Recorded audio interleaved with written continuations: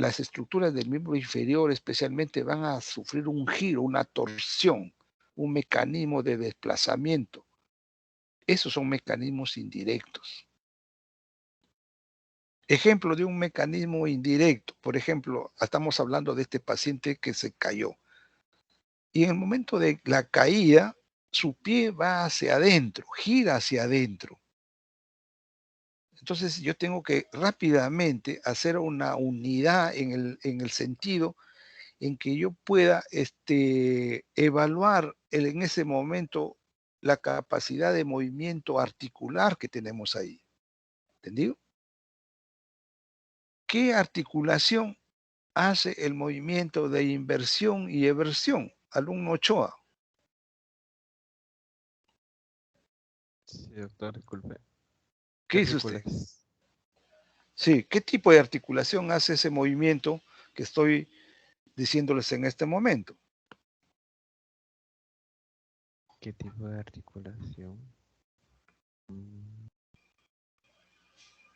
Vamos, alumno, porque no tenemos tiempo, pues tenemos 2 clases. Y esto tiene que estar claro. mm, ¿Entendido? Alumno mm, Martínez, alumna Martínez.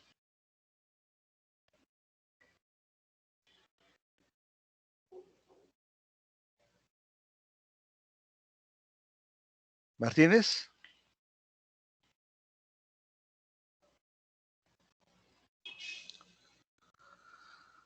alumna Martínez, no se encuentra. Martínez Luyo. Si estamos en clase tenemos que responder, pues, porque si no los alumnos están ahí y si yo comienzo a hablar y no los interrogo, entonces, pues, ¿qué provecho tiene? No se encuentra. Muy bien. Alumna Nalbarte. Nalbarte, Presente, doctor. ¿qué dice usted? ¿Qué concepto tiene usted de este movimiento en un mecanismo indirecto?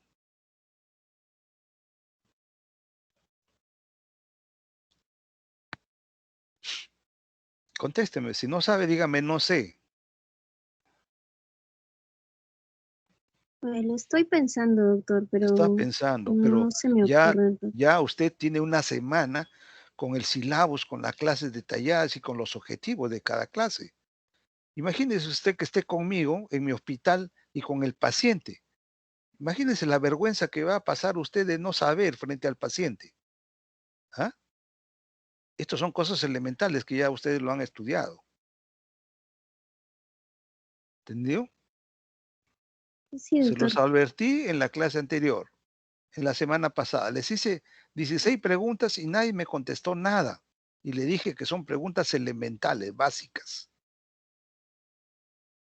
Entonces, si no nos preocupamos de leer, de estudiar, pues eso caracteriza al estudiante. Y le dije que eso se llama irresponsabilidad.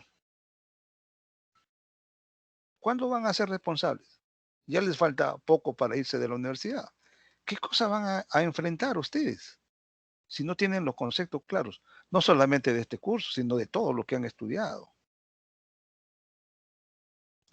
Entonces, el mecanismo indirecto es fundamental, lo tenemos a cualquier momento, en cualquier emergencia, con cualquier fractura. Este es un ejemplo para que yo pueda mirar más adelante cómo voy a examinar.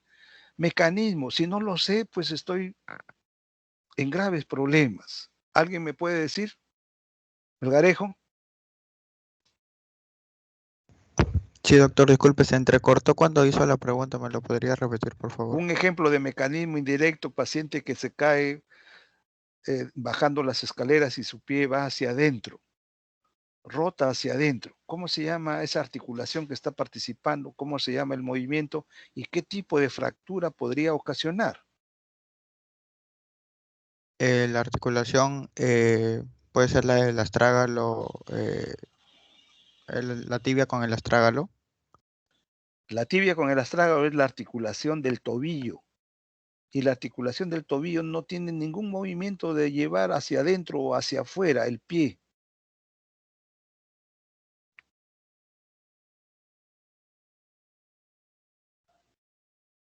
Ya se olvidó, lo discutimos hace un momento con ustedes. Se olvidaron. ¿Ah? La subastragalina. Subastragalina o subtalar es la articulación entre la cara inferior del talus o astrágalo, y la cara superior del calcáneo. Tipo sinovial, doble faceta articular plana, biartrodia. Si se deslizan hacia adentro, será inversión. Si se deslizan hacia afuera, será eversión. Y preguntamos, ¿quién serán los músculos de la inversión y de la eversión? Porque tengo que entender que este mecanismo indirecto se debe a la potencia muscular que nosotros tenemos en cada articulación y que es característica del movimiento respectivo. Entonces yo no puedo entender cómo voy a hacer un examen funcional a mi paciente si no tengo, pues claro, los conceptos. Miren ustedes que al final de la octava clase les voy a tomar un examen práctico a todos y se lo voy a detallar desde ahora.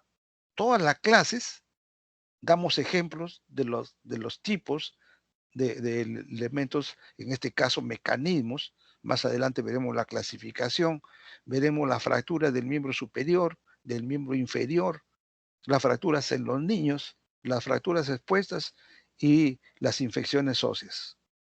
Y cada clase, pues hay como 50 preguntas que les hemos tomado a cada uno de sus compañeros hoy día.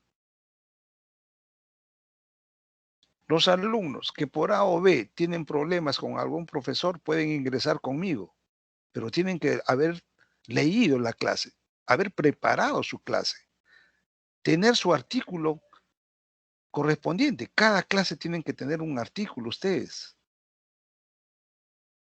Si no les interesa el curso, pues díganme y llamamos al siguiente grupo.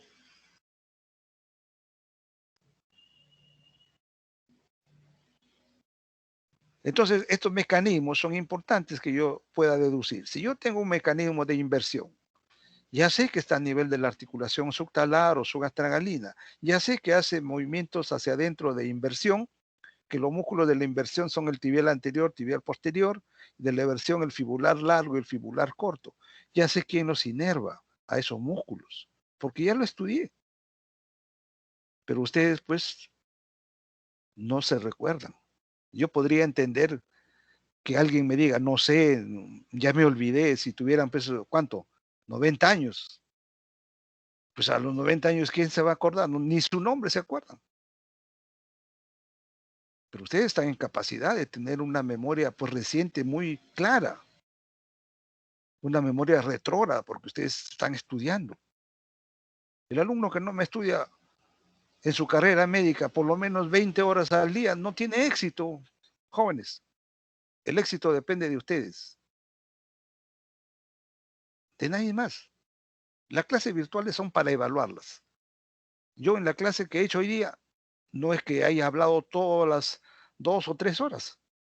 Los alumnos tienen que responderme a lo que yo le pregunto. Y si no responden, tienen su nota de práctica. Buena, mala, regular, pésima, no sé. Ese es el objetivo de la práctica. Evaluar el conocimiento aprendido. La educación virtual, ustedes son los profesores. Nosotros somos los evaluadores. Se lo dije la semana anterior, el martes pasado, se lo dije. Claro, que ustedes estudien. Entonces, volvemos a esto del mecanismo indirecto. Ya sé que si yo tengo inversión, si ustedes ponen en este momento su pie en inversión, ¿ya? Imagínense que ahí en esa posición sufren la caída. ¿Qué dice alumna Medina de la Cruz? Medina, Doctor. ¿qué dice usted en esa posición? ¿Cuál sería el movimiento y qué tipo de lesión o fractura podríamos observar?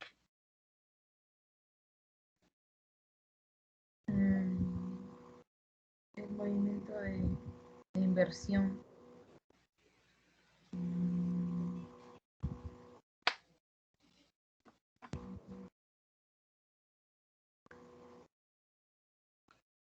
No hay respuesta. ¿No? ¿No, Medina? No, Bueno, Orihuela. ¿Qué dice Orihuela? ¿Tienes algún concepto? Mayormente por inversión de inversión son esguinces, doctor. ¿De qué? Esguinces. Esguinces. Sí, pero no solamente los esguinces, pues. Porque si tú te caes, haz si quieres la prueba. Anda por la escalera, corre y tu pie lo llevas hacia adentro y ahí te caes. Y vas al hospital y tienes una fractura. ¿Entendido? Si yo llevo hacia adentro el pie, inversión, está jalado por los dos músculos que hemos mencionado. ¿Qué me va a producir? El ligamento no se va a romper. El ligamento va a fracturar al peroné, fractura por abulsión, fractura de tipo transversa, por debajo de la sindesmosis, porque el ligamento no se origina por encima de la sindesmosis, se origina en la punta del malleolo peroneo o fibular. El ligamento no se va a romper, va a fracturar al hueso. Y si esto queda libre, todo el lado interno del astrágalo golpea la tibia y me produce una fractura oblicua del malleolo interno. Y si esto sigue girando, el astrágalo sigue girando, me va a fracturar la parte posterior de la tibia, tercer malleolo.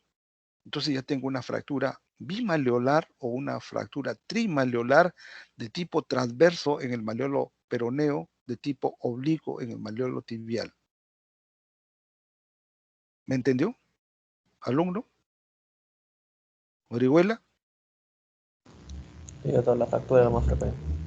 Entonces, si yo tengo en la historia clínica, oiga, usted, señor, no sé, ¿cómo se cayó? ¿Cuál fue el momento en que se cayó? ¿Cómo fue la caída? Así, doctor, estaba corriendo, mi pie giró hacia adentro, hacia afuera, y ya no me pude parar y tengo mucho dolor.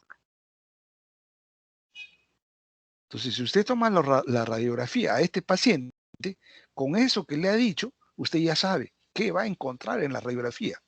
Yo miro la radiografía, veré una fractura transversa o abulsiva del malleolo peroneo, una fractura oblicua del malleolo tibial o una fractura por impactación del tercer malleolo en la zona posterior de la tibia.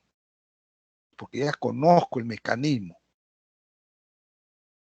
Lo inverso será para eversión. ¿Qué voy a tener en eversión? Todo lo contrario, el pie va a ir hacia afuera. ¿Qué cosa va a lesionarse? Pues el ligamento deltoideo en la zona interna del tobillo es muy más resistente, pero no es porque esa resistencia haga posible que no abulsione al malleolo tibial.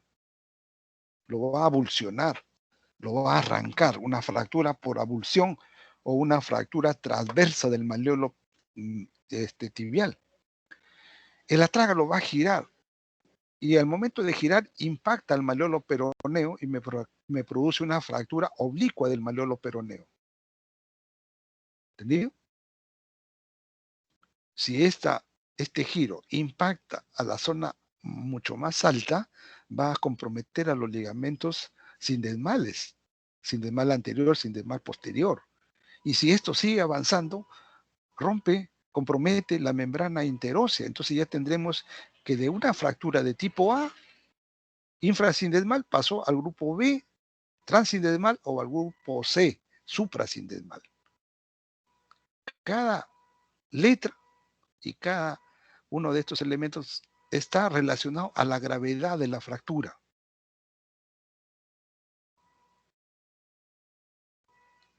¿Alguna pregunta respecto a estos conceptos, alumnos? Mecanismo directo e indirecto.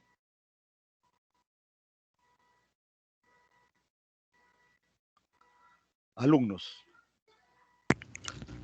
Doctor, había otra clasificación que también decía sobre alta intensidad, intensidad media y baja intensidad. ¿Eso también está relacionado directamente con ello? Eso está relacionado a las causas de las fracturas que vamos a ver, que son alta energía y baja energía. Estamos relacionando en estos momentos los conceptos relacionados a la historia clínica y a la enfermedad actual, donde el mecanismo que tengo que preguntar que ha producido la fractura es lo relacionado a mecanismo directo o mecanismo indirecto. Estos mecanismos están relacionados también al trazo de fractura y a la intensidad con que se ha producido. No es igual caerse aquí de la escalera que caerse pues del tercer piso, que lo haya atropellado un auto, una motocicleta, una bicicleta, etc. Entonces, esto es mecanismos. Las otras son las fuerzas que van a producir la fractura, fuerzas de alta energía, fuerzas de baja energía. Este mecanismo indirecto de caerse de la escalera será un mecanismo de baja energía. Pero miren ustedes las posibilidades que tenemos en relación a la producción de la fractura. Muy bien, tengamos que tener claros los conceptos, alumnos. Muy bien, entonces este diagnóstico presuntivo va a hacer posible que nosotros tengamos claro que los datos de la enfermedad actual se tienen que corroborar y tienen que complementarse con los datos del examen clínico. Y el examen clínico es fundamental. ¿Cómo voy a examinar al esqueleto?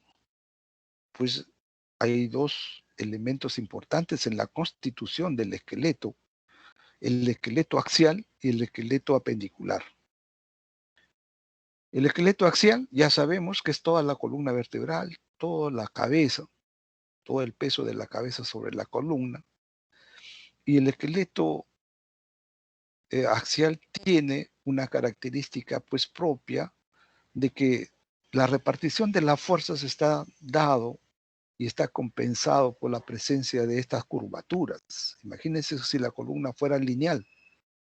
Entonces, la distribución de cargas es importante. Ya hablaremos de las características particulares de cada región de la columna vertebral cuando hagamos el seminario de la columna y veamos la parte traumática, porque no solamente vamos a tener parte degenerativa en la columna, sino la parte traumática. Es importante que nosotros tengamos en claro cuál es la posibilidad de lesión de una columna vertebral. ¿En qué segmento? En el segmento cervical, torácico, lumbar, sacro. De acuerdo a lo que usted ha estudiado y ha revisado en la semiología de la columna vertebral y del esqueleto axial, ¿dónde cree que está la zona de mayor compromiso en este esqueleto axial? ¿Qué dice alumno Ochoa? ¿Ochoa? Sí, doctor. ¿Qué dice usted? Mayor compromiso. Por la parte dorsal. Dorsal. ¿Por qué cree que usted la parte dorsal va a ser la más proclive a que tenga sufrimiento en procesos traumáticos? Creo por la curvatura que presenta. Curvatura. ¿Alguna otra opinión? Alumna Obispo.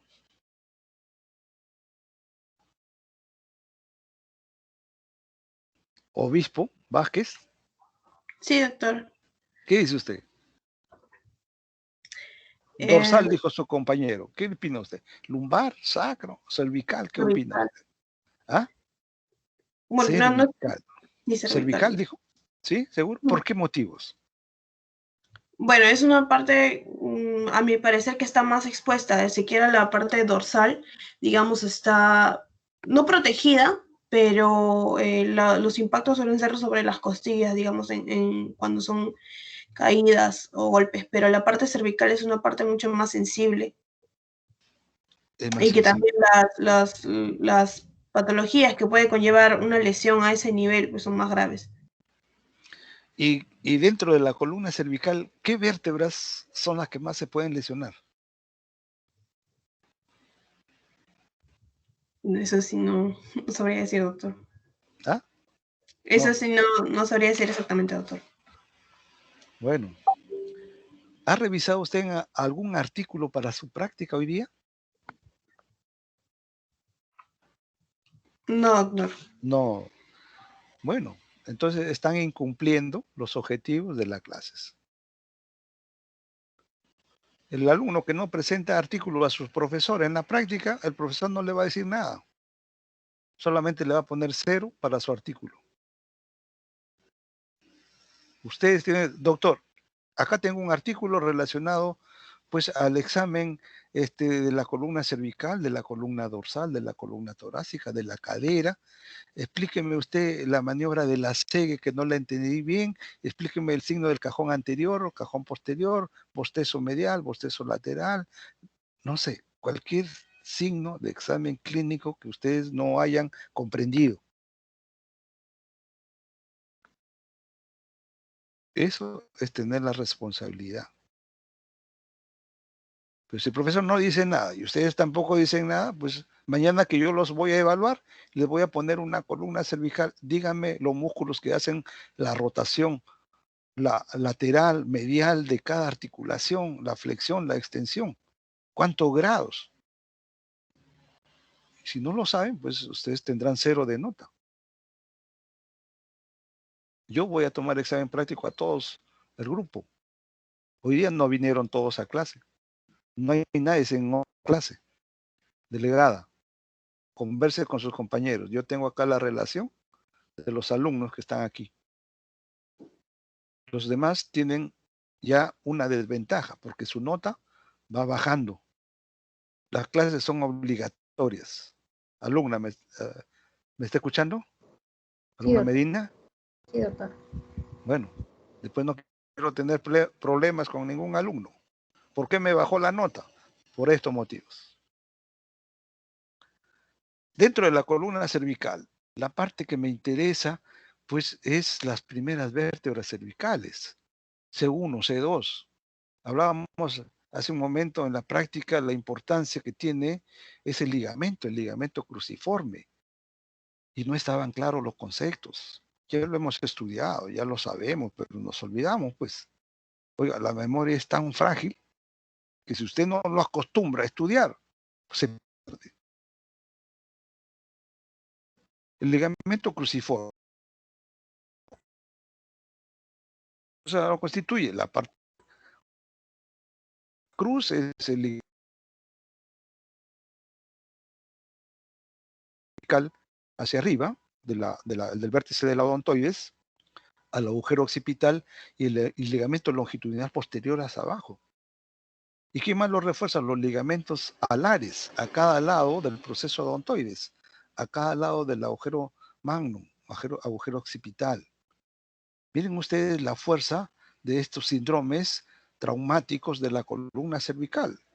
El paciente está sentado en un auto, el auto es atropellado, es embestido por otro en la parte posterior, el paciente va en flexión y en una extensión brusca. Miren ustedes el rango de movimiento que va a hacer. Y aquí se van a alterar, se van a comprometer estos ligamentos. El proceso odontoides va a aplastar a la médula espinal y lo va a seccionar. Imaginen la importancia. Y se acabó la vida para el paciente. Pérdida de toda la motricidad y sensibilidad por debajo del nivel de lesión.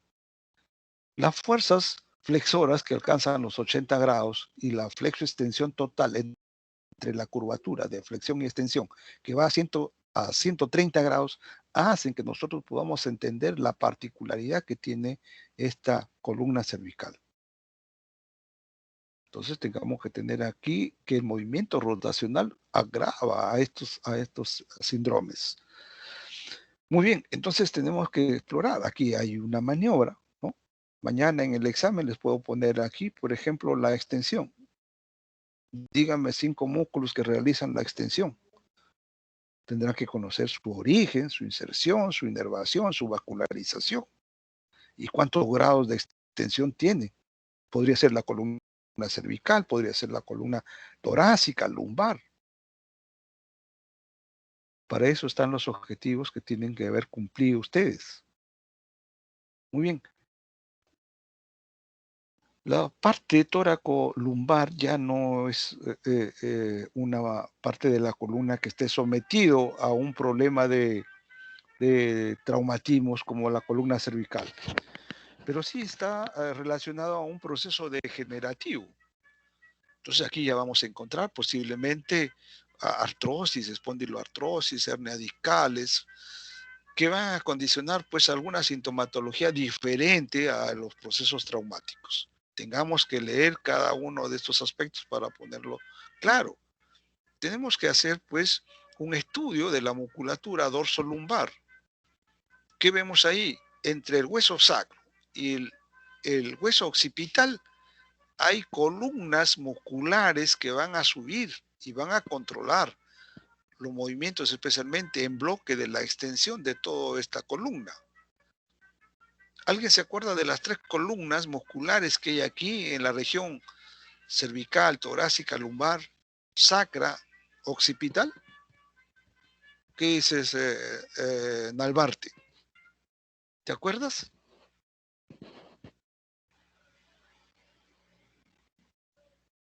Lucía Nalbarte. Alumna, Lucía Sí, Nalbarte. doctor. ¿Me escucha? Doctor. ¿Qué dices? Sí, doctor. ¿Te acuerdas de las columnas musculares? Me acuerdo del que va el músculo que conecta el iliocostal. Iliocostal, muy bien. 1, 2. Bueno, en la parte dorsal también está el músculo espinoso. Espinoso, 3.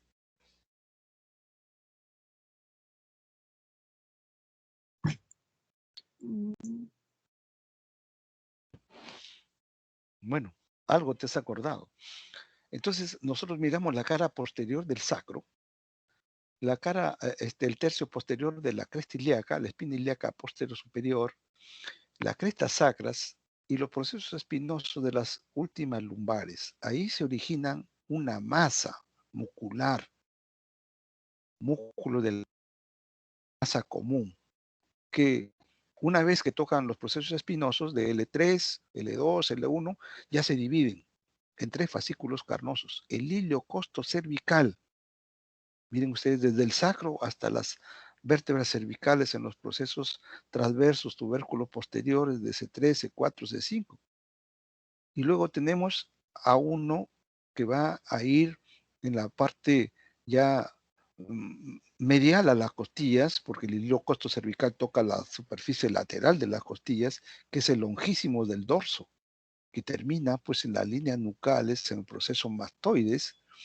Y luego tenemos al espinoso, el espinoso que va sobre los procesos espinosos de todas las vértebras y se confunde con el transverso espinoso para terminar en el hueso occipital. Estas son las verdaderas columnas que de alguna manera controlan todo el espacio posterior de los músculos extensores. En el capítulo de músculos de la región anatómica está como los erectores de la columna vertebral. Entonces, estos músculos de alguna manera tienen una implicancia en el desarrollo de alteraciones de esta región, especialmente en la escoliosis. Vamos a ver posiblemente alguna hipotrofia o atrofia muscular de estos planos, no solamente de este plano, que constituye el segundo plano de la columna vertebral, porque el primer plano son los músculos de los esplenios, y el tercer plano profundo está en relación a los músculos rotadores, a los músculos interespinosos, interespinosos, transverso espinosos. ¿Para qué? Para alguna patología degenerativa, ya sea de la columna en relación a la cifosis, a la hipercifosis, a la hiperlordosis o a la escoliosis. Entonces ya hablaremos esto en la patología, pero en la semiología tenemos que tener claro. Miren ustedes la línea deplomada que en lugar de pasar por aquí como en el centro, en la parte media lo vemos excéntrica. Esto ya está relacionado con un proceso. Muy bien, hay mucho más que leer sobre la semiología de la columna vertebral. Ya hemos dicho que las clases teóricas son clases puntuales en relación a algunos conceptos, pero tenemos que interrelacionar el conocimiento, porque esto ya lo vieron ustedes en la práctica. Y si no han hecho práctica por alguna indisposición de los profesores, tienen que haber leído. Muy bien. ¿Qué pasa en el esqueleto apendicular? Aquí vemos entonces que el esqueleto apendicular va a estar relacionado al miembro superior y al miembro inferior con todas las características de la movilidad que vamos a examinar a este paciente que estamos examinando. Este miembro superior no tiene la posibilidad de cargar peso, pero sí tiene movilidad. En cambio, el miembro inferior ya tiene disposición de transmisión de fuerzas. Los huesos,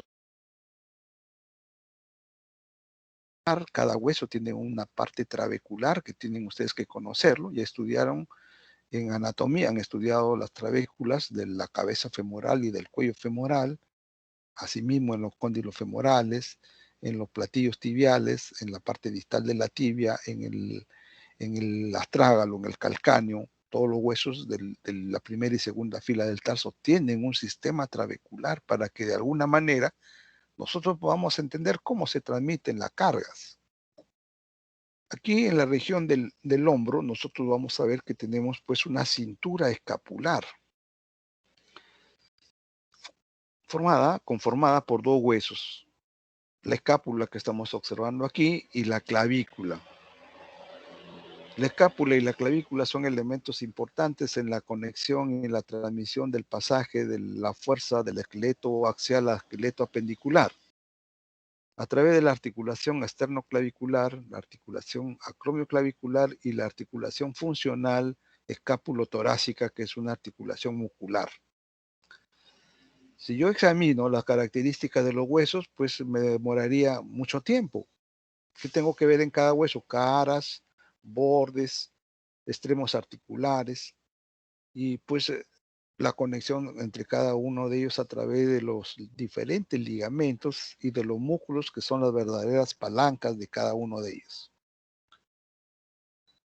Solamente vamos a mirar que aquí pues tenemos que la articulación de la clavícula con el esternón y de la clavícula con la escápula hacen pues que nosotros tengamos dos articulaciones, la esternoclavicular y la acromioclavicular. Muy bien. Nieto, alumno Nieto. ¿Me escucha? Sí, doctor. Ya, dígame usted el tipo y el género de estas dos articulaciones, esternoclavicular y acromioclavicular.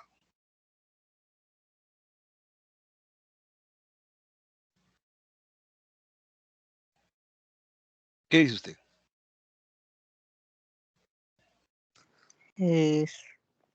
Sinovial, doctor. Sinovial, tipo sinovial, género. Vendría a ser una enartrosis. Enartrosis. A ver, ¿qué es lo que lo ha hecho pensar usted que estas articulaciones son de tipo enartrosis? Adopta la forma esférica, doctor. ¿Pero qué articulación le he preguntado yo? Esternoclavicular y acromioclavicular. Yo no estoy hablando de la articulación del hombro, que dice ahí enartrosis. No me ha entendido usted la pregunta.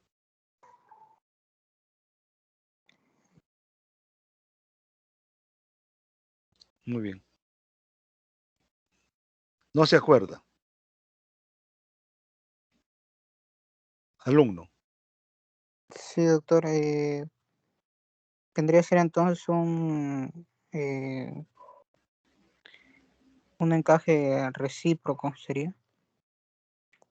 ¿Cuál de ellas? La esternoclavicular. Ya, muy bien. ¿Y la acromioclavicular? La acromioclavicular sería acromioclavicular.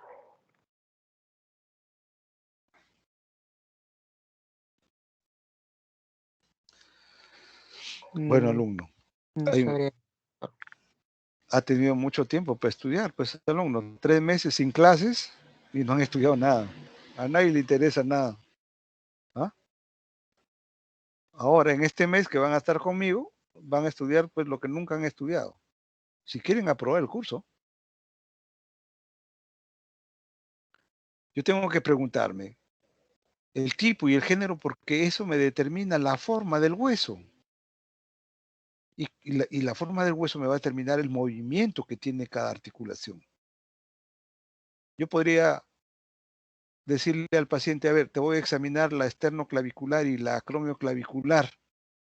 ¿Y qué maniobras voy a hacer? Ochoa, ¿cómo examinaría usted a un paciente la esternoclavicular y la acromioclavicular?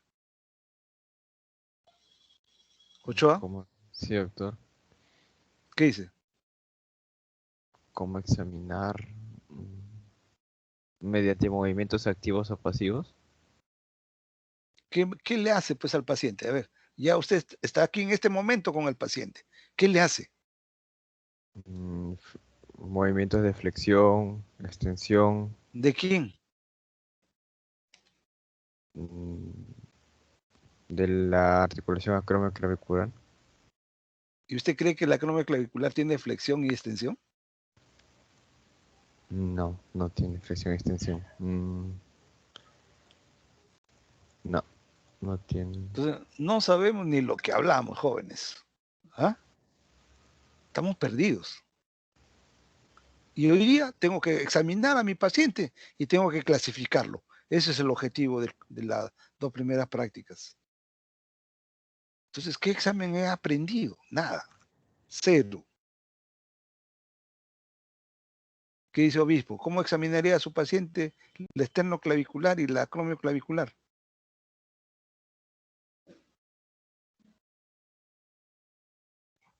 La acromioclavicular creo que son movimientos de abducción y aducción del brazo. ¿Pero qué tiene que ver el brazo con la acromioclavicular, alumna? ¿Ah? ¿Dónde ha leído eso usted? O alguien le ha dicho, no sé, algún profesor. Entonces,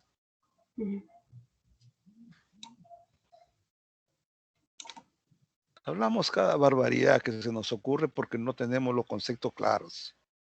Eso ya lo estudiaron ustedes, estudiaron todos los huesos, todas las articulaciones, todos los movimientos. Anatomía, fisiología muscular, semiología general. ¿Ah? Es difícil, pues, alumna, si no estudiamos. Ñaupari, ¿qué dice usted? ¿Ñaupari? No sabría decir eso. No sabría. ¿Bien? ¿Estamos mal? Pues, Nieto. ¿Qué dice usted? ¿Cómo lo examina? Vamos. Nieto. Mediante rotación, doctor. ¿Rotación de quién? Del hombro, doctor. Del hombro. Entonces, está muy bien. No puedo examinar a la articulación esternoclavicular y acromioclavicular por sí solas. ¿Cómo lo voy a movilizar? Tiene que ser por mecanismos de movimiento de otra articulación, en este caso, la articulación del hombro, la articulación glenohumeral. ¿Qué cosa voy a hacer? Pedirle al paciente que me haga un movimiento de circunducción, en la cual están implícitas pues todos los movimientos de flexión, extensión, abducción, aducción, rotación medial, rotación lateral. Si yo en este momento hago un movimiento circunferencial de todo el hombro, circunducción, y ustedes se palpan la esternoclavicular, en estos momentos lo pueden hacer ustedes, y se palpan la acromioclavicular, son milímetros que se desplazan estas articulaciones. Porque hemos dicho, acromioclavicular es una artrodia, superficies planas, movimiento de deslizamiento, y la esternoclavicular, que es una articulación por encaje recíproco atípica, porque no es la encaje recíproco o en silla de montar que yo voy a tener en el primer dedo de la mano, el trapecio metacarpiano, que ya sí tiene una cantidad importante de movimientos para el primer dedo, de flexión, extensión, aducción, abducción, oposición. Como habrán otras articulaciones que tienen características pues de alguna condición de movimiento, pero no realizan movimientos. Tenemos que tener claro esos conceptos. Estas dos articulaciones están estabilizadas. Hay que leer todos los ligamentos que estabilizan a las articulaciones. Y luego tenemos a esta tercera articulación aquí en relación a la escápula y la cabeza del húmero.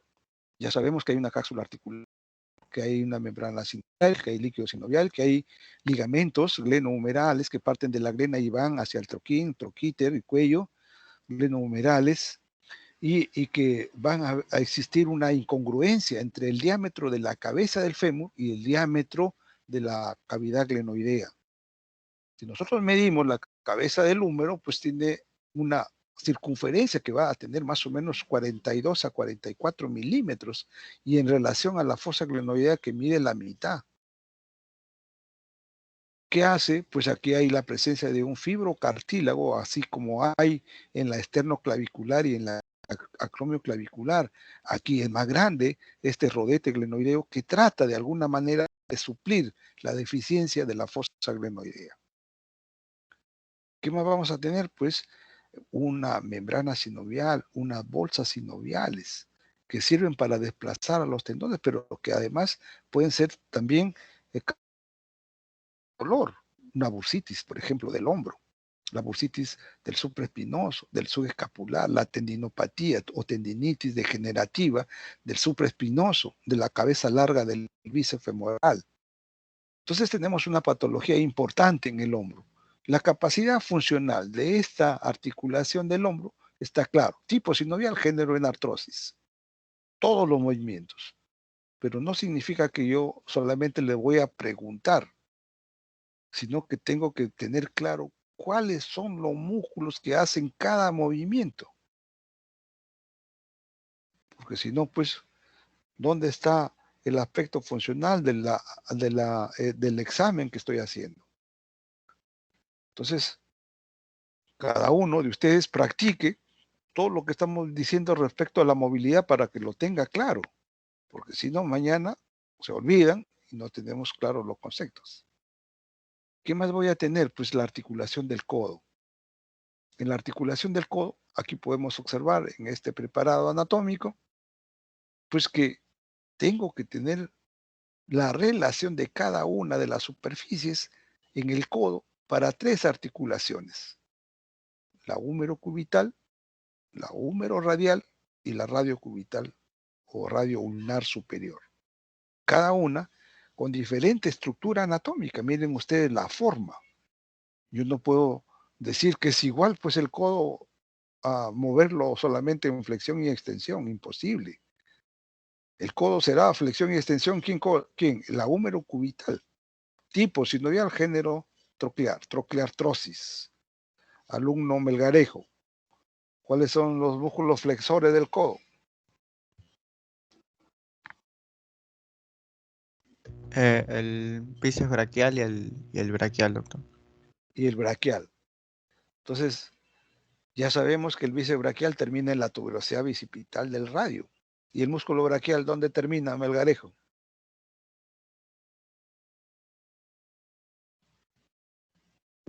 No sabría decirle, doctor.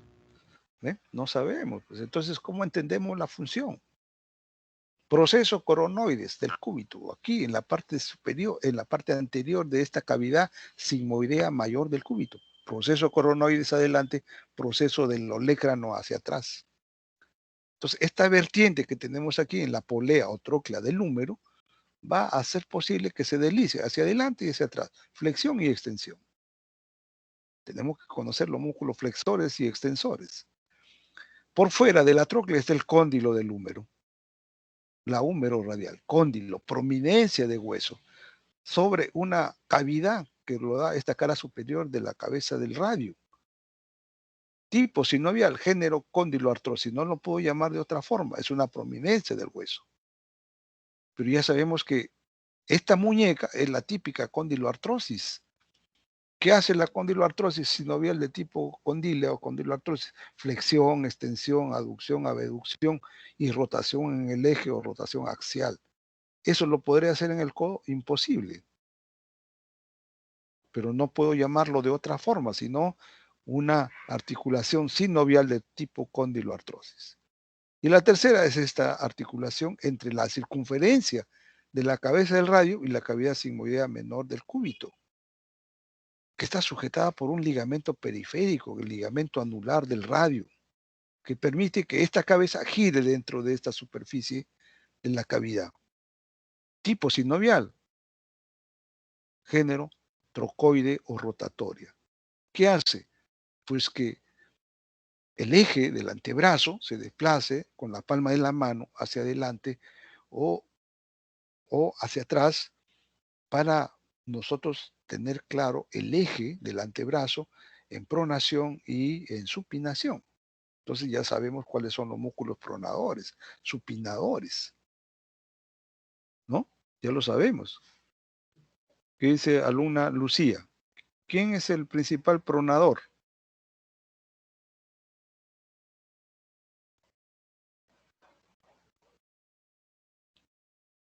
Lucía Dalbarte. Doctor, ¿sí podría repetirme la pregunta? ¿Cuál es el principal pronador del antebrazo?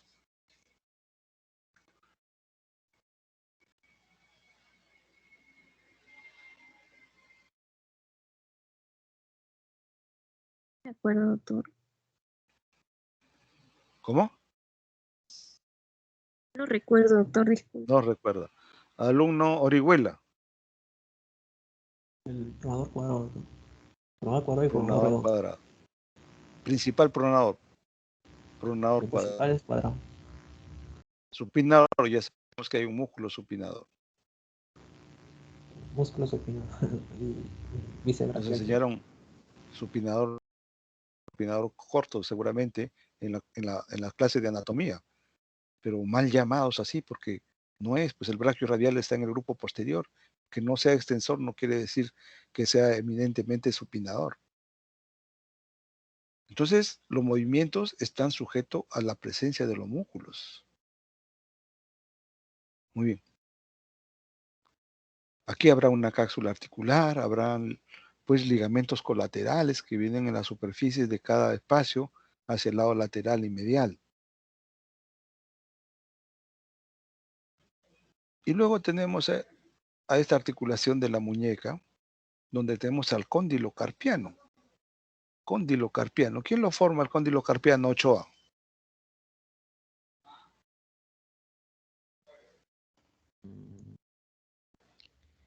Hay cóndilo carpiano. No sabría decirlo, doctor. ¿Usted ha llevado el curso de anatomía o no? Sí, ¿Cuándo lo llevó? ¿En qué año? segundo año, ¿Y ahora en qué año está? quinto. ¿Y ya se olvidó? ¿Qué será de acá a 5 años? ¿Qué va a saber usted?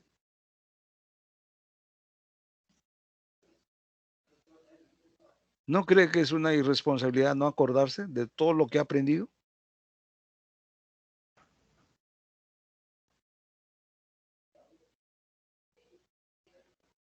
Estamos entonces en desventaja, pues, alumnos. ¿Qué voy a hacer mañana si yo tengo que competir con 5.000? ¿Qué voy a hacer si no sé nada? Me quedará a llorar, pues, resignarme a que he perdido. Oiga, nosotros estamos formando alumnos que tienen que enfrentar un reto y tienen que estar preparados.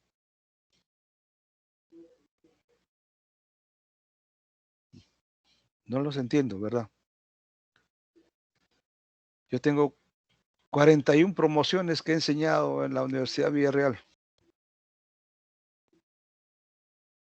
Las 8 primeros fueron buenos alumnos.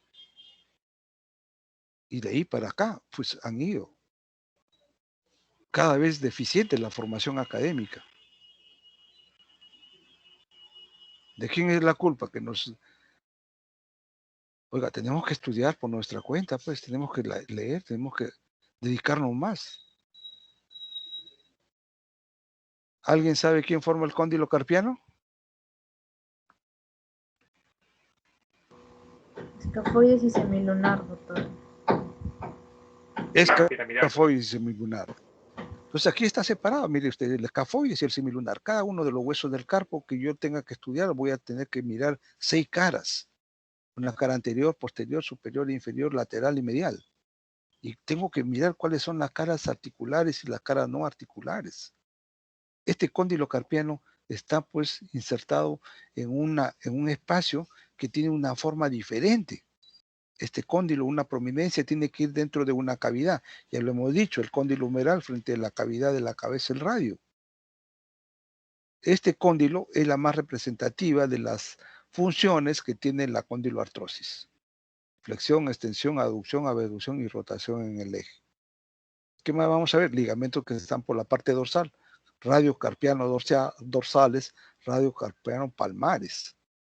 Y por fuera tenemos pues al estiloide del cúbito a través de este ligamento para ir a unirse a los huesos del carpo de la primera fila, del cúbito piramidal. Tipo sindemosis, porque ya no es sinovial, género ligamentaria. Es una articulación que ya no es sinovial, no es cartilaginosa, es una articulación fibrosa. Tipo fibrosa, género sindemosis ligamentario. Entonces ya la muñeca tenemos que explorarlo y luego vendrá pues los dedos de la mano, ¿no? Las metacarpofalángicas, condiloartrosis, las interfalángicas, trocleartrosis, pero esta nos interesa. La carpometacarpiana del pulgar, típica silla de montar, sinovial, tipo sinovial, género silla de montar. ¿Qué hace? Es una articulación importante, ya veremos en la clase de mañana.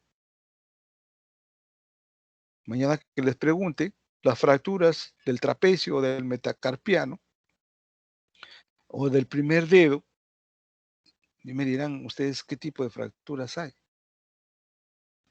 y qué pronóstico tienen. Miren ustedes aquí, la lesión del cartílago. Entonces, tenemos que tener claro los conceptos del miembro superior. En miembro inferior es lo mismo, vamos a repetir lo mismo, pero aquí tenemos que esta enartrosis, tipo sinovial enartrosis de la articulación de la cadera, ya es una articulación congruente, porque la cabeza del fémur con la cavidad acetabular o cotiloidea tienen la misma predisposición. Por supuesto que hay un reborde fibrocartilaginoso que es el FIRI, ¿no? Y si nosotros observamos, la cabeza y el cotilo o acetábulo están cubiertos de cartílago, pero el cartílago que recubre la parte acetabular es una especie de una semiluna, porque tiene un trasfondo que no está cubierto de cartílago, cruento para la inserción del ligamento redondo, que fija la cabeza del fémur. ¿Qué más habrá? Una cápsula articular, una membrana sinovial, ligamentos, ¿no? Bursas, pero además es importante aquí la irrigación de la cabeza del fémur. Y para eso están la ubicación en el cuello femoral de estos orificios, por donde van a ingresar las arterias que provienen del circuito que rodea al cuello del fémur. ¿Qué circuito? El de las circunflejas femorales, lateral y medial. Ya sabemos que la circunfleja medial es la que aporta casi la totalidad de la circulación de la cabeza del fémur. Si yo tengo un paciente con una fractura, como vamos a ver en la tercera clase, de miembro inferior a nivel del cuello del fémur, pues tengo una alta probabilidad de que se pueda necrosar la cabeza femoral. No solamente en niños, en jóvenes, sino también en ancianos, donde hay una mayor prevalencia. Habrá que ver qué otras arterias están, pues por la parte superior y posterior, las glúteas superior e inferior. Los nervios, por delante está el nervio femoral, por la parte medial el nervio obturador, por la parte posterior el glúteo superior y el nervio del cuadrado femoral. Entonces, yo tengo que saber que esta enartrosis cumple todos los movimientos. ¿Cuál es el principal flexor de la articulación de la cadera? Melgarejo.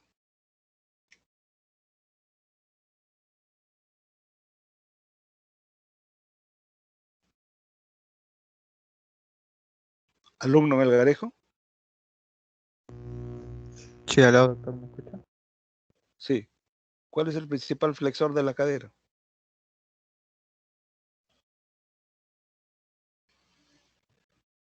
No recuerdo.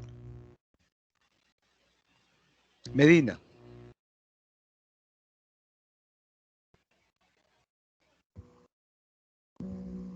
No recuerdo, doctor. No recuerdo. Uy. ¿Quién recuerda? Nadie. ¿Ah? El psoas ilíaco, doctor. Psoas ilíaco. Entonces tenemos que tener claro, pues alumnos, potente músculo flexor de la cadera, el psoas ilíaco, potente extensor, el glúteo mayor. Aquí hay una potencia importante en la articulación de la cadera, que tengo que tenerlo claro. Mañana les pongo una figura de que estoy examinando a un paciente y ustedes van a tener que responder qué músculos. Ese va a ser el examen práctico que les voy a tomar, alumnos. ¿Qué más me interesa después de la cadera? La rodilla. ¿Cuántas articulaciones voy a tener en la rodilla? 2. Fémoro-rotuliana y fémoro-tibial. Aquí está esta superficie, la tróclea del fémur. ¿Con qué se va a articular? Miren ustedes, hay una vertiente lateral, una vertiente medial, para las mismas carías articulares de la rótula. Tipo sinovial, género trocleartrosis. Flexión y extensión. ¿Cuáles son los músculos flexores de la fémoro-rotuliana? Ochoa. Flexores. Disculpe, doctor, reflexiones de la femoral. Sí, la articulación de la rodilla. ¿Cuáles son los músculos flexores? No me acuerdo. El músculo semitendinoso. ¿Qué más? Los bíceps. El bíceps sartorio. Los gemelos. Semimembranoso, ¿no? ¿Los gemelos son músculos de la rodilla? No sería semitendinoso, semimembranoso. Los bíceps. Recto interno. El sartorio. De ahí no recuerdo más, doctor. Muy bien. Muy bien. Entonces, yo tengo que entender que la rodilla tiene 2 articulaciones, femorotibial y femororotuliana, y que hay músculos por la parte anterior, músculos extensores, el cuádriceps, tendón patelar, y por la parte posterior y medial, los flexores. La pata de ganso que usted ha dicho, semitendinoso, gracilis, ¿no? O recto interno y el sartorio. Por la cara posterior está el semimembranoso y a la cabeza del peroné vienen las dos cabezas del bíceps femoral, cabeza larga que se origina en la tuberosidad isquiática y cabeza corta que se origina en el tercio medio de la línea áspera. Potentes. Esta rodilla, pues, en la femorotibial son los cóndilos femorales con las cavidades de los platillos o cóndilos tibiales separados por esta fibrocartílago que es el menisco que de alguna manera sirve para darle alguna congruencia a la rodilla. Pero el movimiento de la rodilla está limitado por la acción que tienen la presencia de estos ligamentos cruzado anterior y cruzado posterior. Entonces ya nosotros hemos estudiado la anatomía de estos ligamentos, espina tibial anterior al cóndilo externo, espina tibial posterior al cóndilo interno para el cruzado posterior. Pero también ligamentos colaterales, colateral medial, colateral lateral. Cóndilo medial a la parte interna de la tibia, cóndilo lateral a la cabeza del peroné. Muy bien, en la semiología, ¿qué tenemos que explorar? Tenemos que explorar estos músculos, el movimiento, la parte del desarrollo muscular, si hubiera atrofia muscular, tenemos que mirar la integridad del circuito arterial de la rodilla, tenemos que saber las 8 arterias que participan en la circulación de la rodilla. Y desde el punto de vista semiológico, ¿qué me interesa? Pues si hay una lesión de los ligamentos intraarticulares, cruzado anterior o posterior, La tibia va a desplazarse hacia adelante, se llama el signo del cajón anterior, cruzado anterior. Si la tibia se desplaza hacia atrás, cajón posterior, signo de lesión del ligamento cruzado posterior.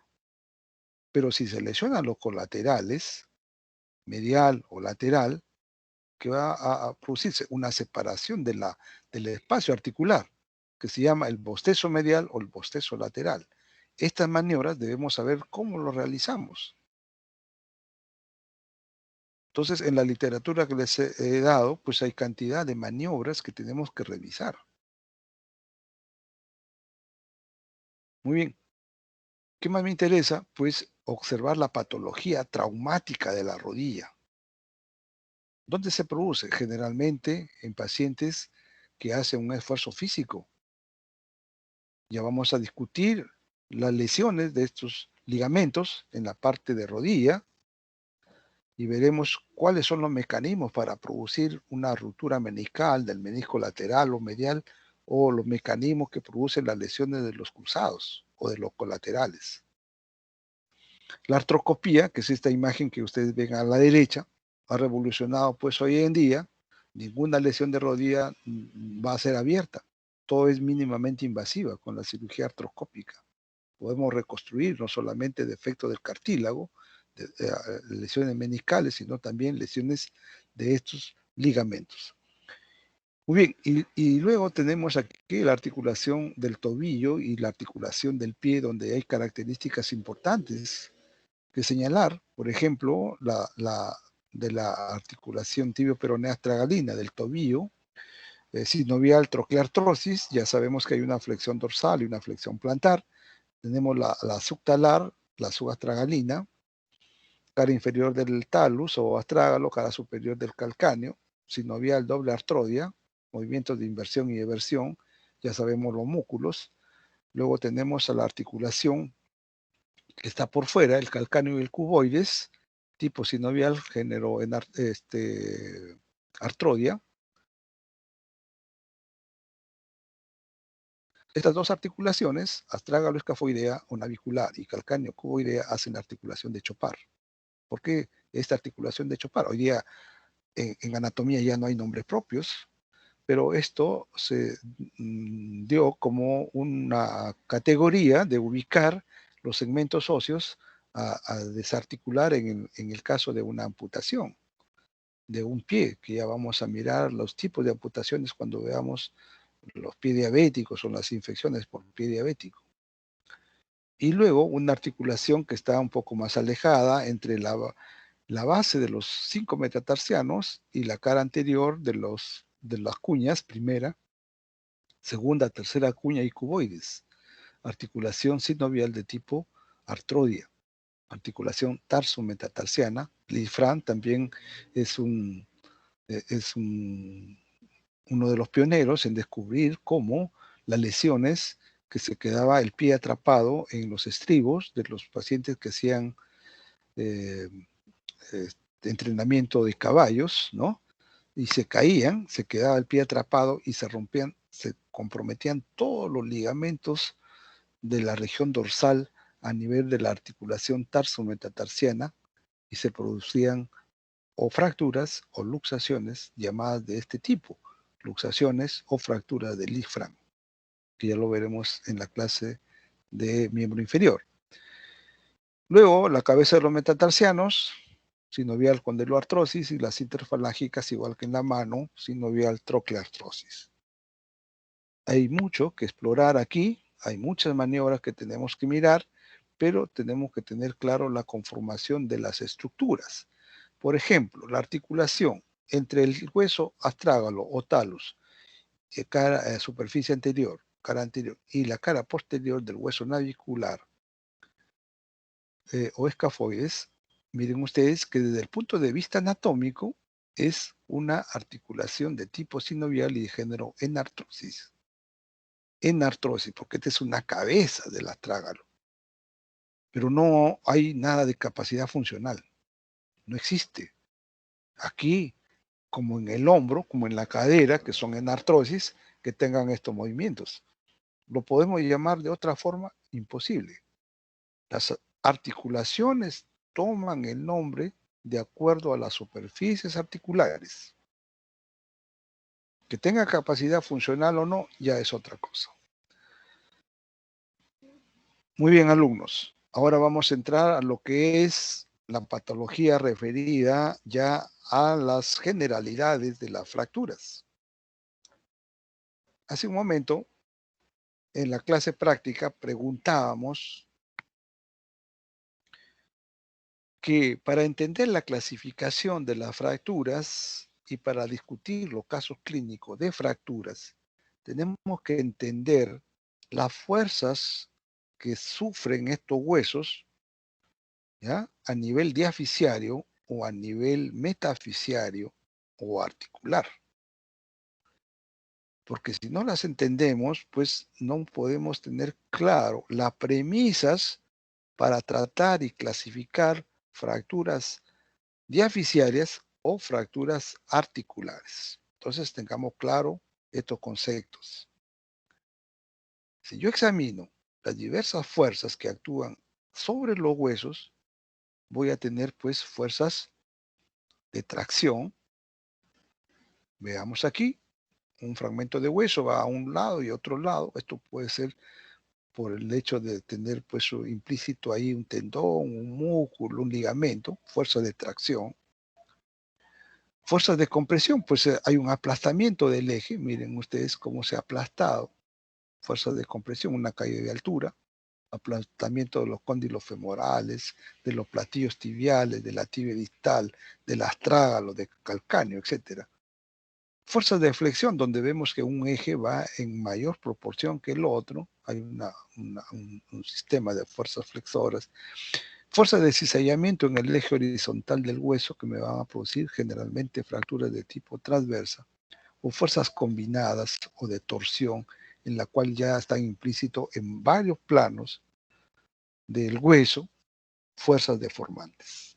¿Qué categorías vamos a tener como premisas de las fuerzas? Generalmente las fuerzas de tensión van a tener pues que, o fuerzas de tracción o de tensión, van a tener un patrón que son fracturas transversas. Las fuerzas de compresión, podemos mirar aquí cierta oblicuidad, que tenemos que tener una categoría de tener fracturas oblicuas largas o oblicuas cortas. ¿Cómo lo vamos a medir? Pues por los grados de la oblicuidad, mayor a 30 grados o menor de 30 grados. Y las fuerzas de flexión pues van a producir una compresión aquí en una de las corticales del hueso, que va a producir, por ejemplo, estas fracturas llamadas en bending o en flexión, fragmentos en cuña o fracturas en ala de mariposa o un tercer fragmento, siempre triangulares, donde estas superficies pueden estar en contacto o pueden estar desplazadas y pueden perder su irrigación. Y podemos tener complicación de las fracturas. O las fracturas por torsión, donde vamos a ver, o fracturas de fuerzas combinadas, donde vamos a ver ya otras características como estas son espiroideas, ¿no? Fracturas a dos niveles, fracturas con una cantidad menor o mayor a 4 fragmentos, multifragmentarias o polifragmentarias. Y eso está asociado ya a la fuerza traumática que ha producido la fractura, como son las fuerzas de alta energía y las fuerzas de baja energía. Dentro de las fracturas producidas por alta energía, vamos a tener 4 características. Primero, las fracturas de alta energía producidas por arma de fuego. Imagínense un proyectil que destruye cualquier segmento del hueso.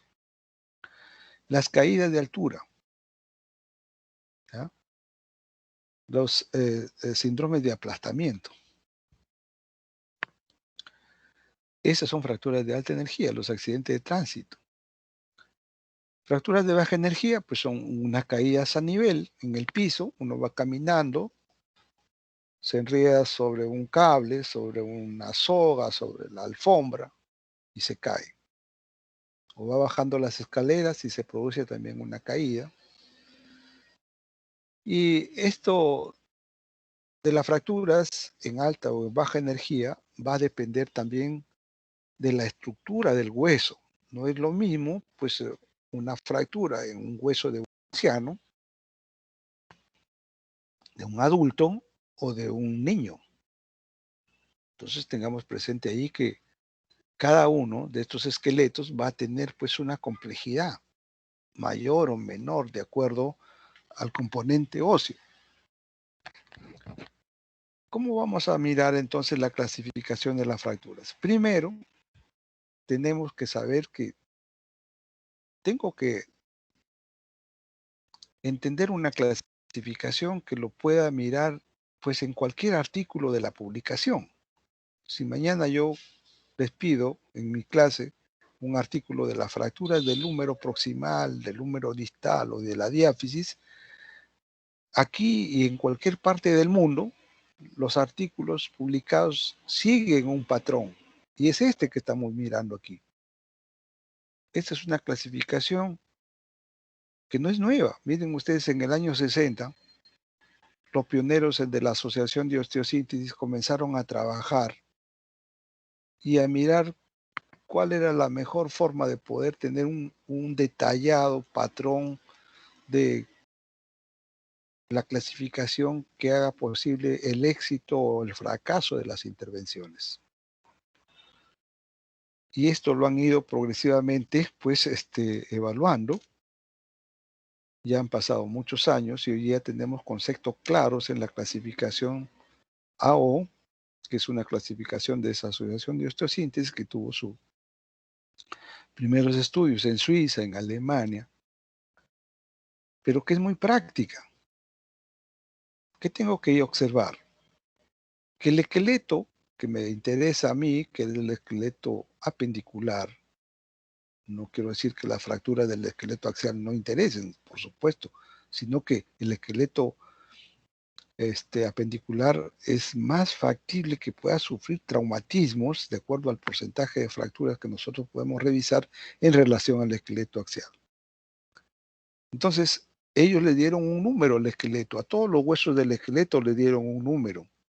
El número, por ejemplo, es el número 1, los huesos del antebrazo, el 2, el fémur 3, la tibia 4 y el tobillo, pues ya es una parte más alejada, que ya lo vamos a ver. A cada hueso largo, pues sabemos que tiene una parte proximal, epífisis proximal, epífisis distal y una zona diaficiaria. Entonces, a este húmero, que es el 1, la parte proximal, también le van a denominar 1, la parte diaficiaria 2 y la parte distal 3. Entonces yo tendré para cualquier hueso largo 1, 2 y 3, y 4, que agregarle a cada uno estos valores. En el número 1, 1, ya sé que todas las fracturas 1, 1 son del fémur proximal. Las fracturas del 1, 2 son fracturas diaficiarias del húmero y fracturas 1, 3, todas las fracturas del húmero distal. Las 1 y 3 proximales y distales son fracturas que van a comprometer el cartílago articular. Son fracturas con daño articular. ¿Y qué me interesa para yo tener el pronóstico de las fracturas?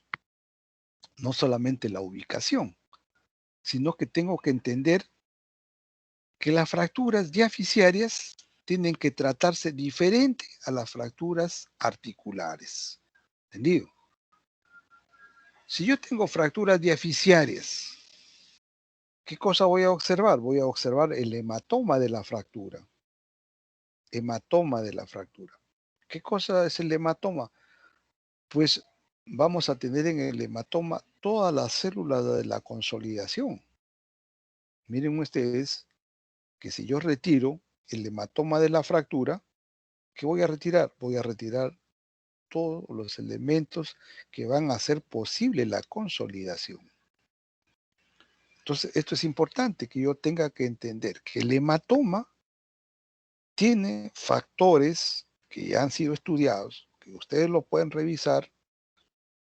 Mañana podemos mirar la consolidación de algunas fracturas y yo veré si son diaficiarias o articulares. Y si yo observo que son diaficiarias, sí, esto está garantizado porque tengo la presencia del hematoma. No lo puedo sacar. Si yo hago una incisión para sacar el hematoma en una fractura diaficiaria, estoy pues haciendo una cosa inapropiada, porque la sangre del hematoma tiene prostaglandinas. Por ejemplo, la E2, que son factores de estimulación, de proliferación celular, fibroblástica, osteoblástica. Factores de transformación de crecimiento, ¿no? Las proteínas morfogenéticas. Entonces, todo este patrón celular que ahora está inmerso en lo que se llama la célula madre, que yo puedo sacar sangre, inyectarlo aquí para darle todos estos factores de consolidación. Por lo tanto, ninguna fractura diaficiaria, excepto una que ya vamos a ver, son posibles que yo los maneje conservando el hematoma de la fractura y colocando un implante en la cual no toque el hematoma. ¿Cuál es el excepto? Es estas fracturas del antebrazo, diaficiarias del antebrazo. No lo puedo tratar como lo voy a tratar al húmero, al fémur y a la tibia. Porque si yo no hago un abordaje directo, no miro la fractura y no lo estabilizo como voy a estabilizar a las fracturas articulares, ¿qué voy a perder? La movilidad de la pronosupinación. Por eso que estas fracturas de la diáfisis, del radio y del cúbito, debo tratarlo como fracturas articulares. Muy bien. ¿Qué había con ese segmento 4-4? Está destinado al 4, que es la tibia, y al segmento 4, que va a estar relacionado al tobillo. Muy bien, entonces tenemos que observar que a estas fracturas diaficiarias ahora le voy a agregar el patrón de fractura. El patrón de fractura se va a ubicar en A, B o C. A para aquellas fracturas que tienen un solo trazo. Puede ser transverso, puede ser oblicuo corto, oblicuo largo, mayor de 30 grados, menor de 30 grados de inclinación. Son fracturas que tienen buen pronóstico. Todas las fracturas diaficiarias de tipo A, buen pronóstico, buena consolidación. ¿Qué pasa con el grupo B? Y aquí tengo un problema. Miren ustedes el segmento de ala de mariposa que hablábamos hace un momento. Este fragmento se puede necrosar y miren ustedes toda la falta que podríamos tener en el hueso. Complicaciones importantes, pseudoartrosis, retardo de consolidación, no unión. Y si del grupo C yo tengo mayor problemas, porque miren ustedes la cantidad de fragmentos que voy a tener, que puede ser inestable a la fractura, aún con los implantes o procesos de alteración vascular de estos fragmentos. Entonces está claro que las fracturas diaficiarias de todos estos 4 huesos tienen A, B y C. ¿Cuál es la importancia? El pronóstico de la fractura, la consolidación de la fractura. En el grupo A, pues va a tener que consolidar en el tiempo normal, 12 semanas. Pero aquí en el grupo B o C, voy a esperar un retardo de la consolidación o una pseudoartrosis. Entonces, son parámetros que tenemos que evaluar en la clasificación. Ahora, si yo miro la parte articular, proximal o distal de los huesos largos, también tengo que darles una categoría. El grupo A, aquellas fracturas que están por fuera de la zona articular. No me lesionaron para nada el cartílago. En el grupo B ya me lesionaron el cartílago. Una fractura, por ejemplo, aquí de un cóndilo femoral. Puede ser de un cóndilo humeral, con un solo trazo de fractura. Este cartílago dañado ya no se recupera. El paciente va a tener dolor leve, moderado o severo de acuerdo a la intensidad del daño. Y en el grupo C ya es una fractura que tiene 2 componentes articulares en las cuales se van a desplazar rápidamente porque en cada sector de este cóndilo, por ejemplo, femoral o humeral, pues las fuerzas de estos ligamentos, de estos músculos, hacen posible que se separen y tengamos una fractura ya un poco más compleja y por lo tanto el daño del cartílago va a ser mayor. Habrán algunos huesos que tenemos que mirar, por ejemplo, en el húmero proximal o en el fémur proximal. El A será pues fracturas extraarticulares, tanto aquí en la zona extraarticular del fémur o del o la extraarticular del húmero, cuello quirúrgico, troquín o troquíter, aislados, fracturas aisladas.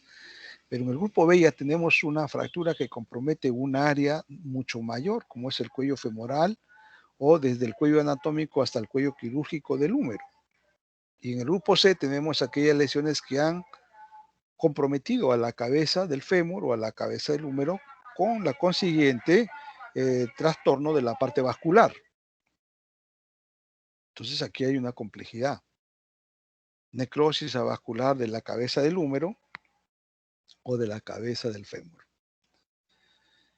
Entonces, esta clasificación, así como hemos visto para el húmero proximal y el fémur proximal, también está relacionado a la parte distal de algunos huesos, especialmente de la tibia y del peroné, para la articulación del segmento 4-4 del tobillo.